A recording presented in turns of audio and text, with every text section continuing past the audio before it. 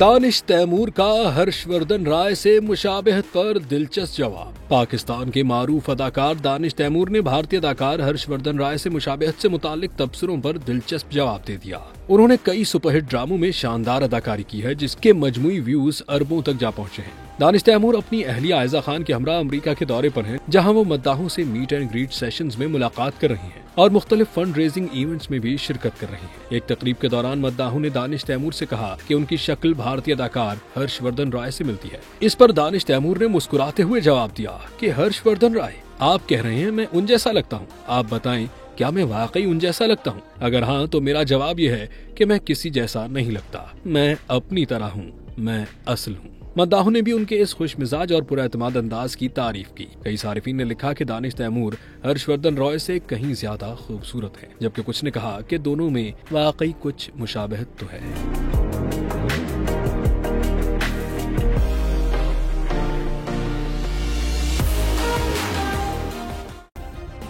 Subscribe करें और bell दबाएं ताकि कोई खबर रह न जाए।